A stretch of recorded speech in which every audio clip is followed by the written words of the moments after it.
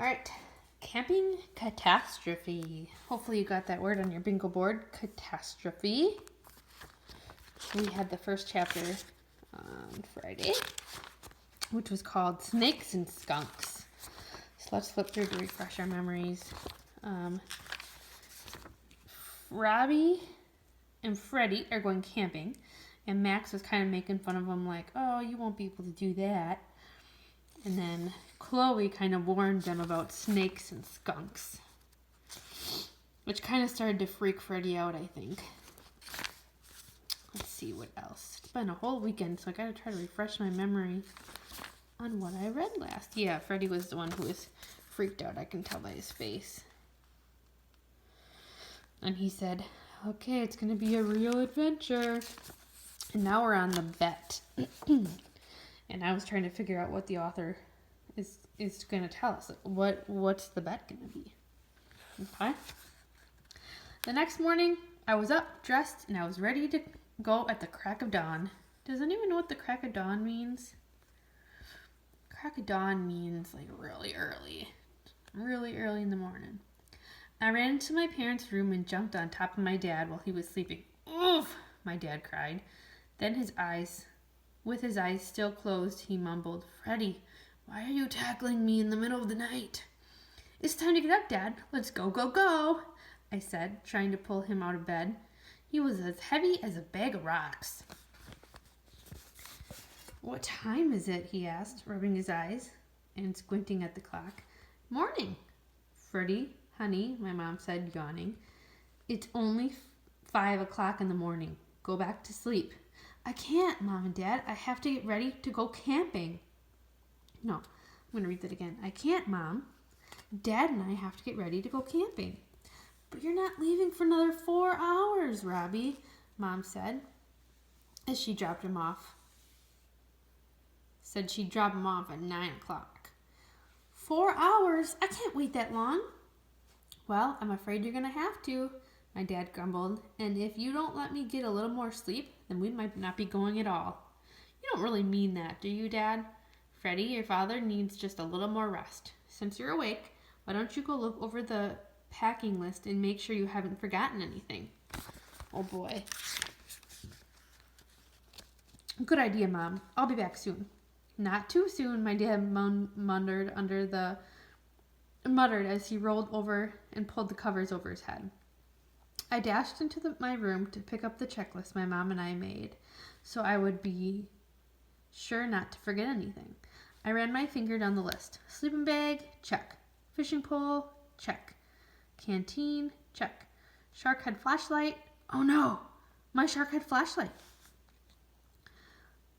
When I was packing yesterday, I couldn't find it, and I was going to look for it later, but I forgot.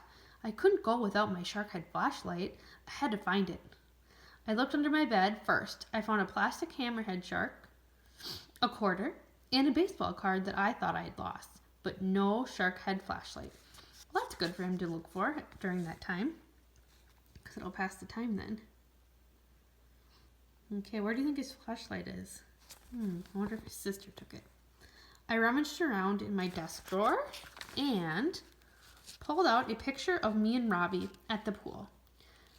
My new shark tooth necklace, and a membership card to the aquarium, but no shark head flashlight. I was starting to get a little panicked. I could not go camping without my shark head flashlight. I am too afraid of the dark, and I had to sleep with a nightlight on. I was secretly planning on leaving my shark head flashlight on all night inside of my sleeping bag. I sat down on the edge of my bed and I hit my forehead with the palm of my hand. Think, think, think. Oh, I know, I whispered. I bet Susie took it out last weekend when she and her friend were having a sleepover, and she never gave it back to me. Oh, I was right. I jumped off the bed and walked across the hall to Susie's room. Her door was shut, so I turned the knob very slowly and tiptoed inside. Do you think he's going to wake her up? She was sound asleep and snoring so loudly that she sounded like a sick pig.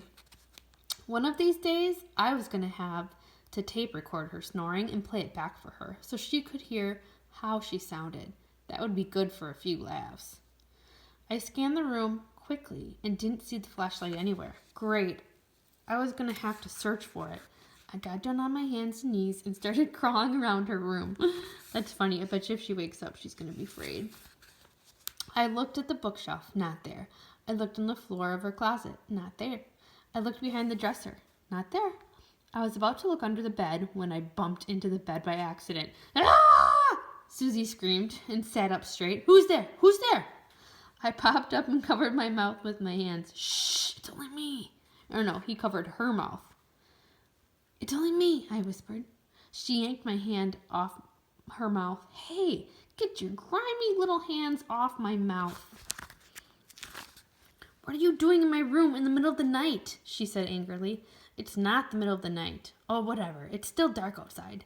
The point is, what are you doing in my room without my permission? Looking for something. Why are you looking for something of yours in my room? Because I think you took it. Took what? My Sharkhead flashlight. Why would I want that stupid thing? Because you needed it when you and your friends were telling ghost stories at the sleepover last weekend. No, we didn't. Besides, if I needed a flashlight, I would have asked Mom for one. I wouldn't be caught dead with your lame shark one. It's not lame. Oh, yes, it is. Okay, so maybe she didn't take it. Is not. Is too. I could see that we weren't getting anywhere, and I was leaving in less than a few hours, so I had to find it.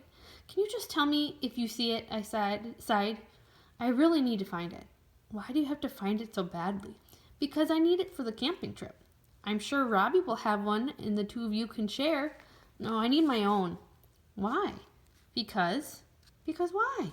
Just because. Oh, I think I know why, Susie said. A smile slowly formed on her lips. You're afraid of the dark. I am not. You are too. You can't go to sleep without your night light on.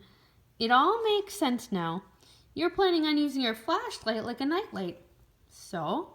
You're such a baby. I bet you don't even make it through the night out there in the wilderness. I bet you guys come home in the middle of the night. No, we won't. Want to bet? Oh, so that's why the chapter is called Bet. Susie's going to make a bet with him. Susie asked, holding up her pinky for a pinky swear. What's the bet? If you come home in the middle of the night, then you have to do my chores for a week. But if you make it through the night, then I'll do your chores for a week. A week? Yeah, what's wrong? Are you afraid you're going to lose the bet? No. Then do we have a bet or not? I don't have all day, she said, waving her pinky at me. Do you think he takes the bet?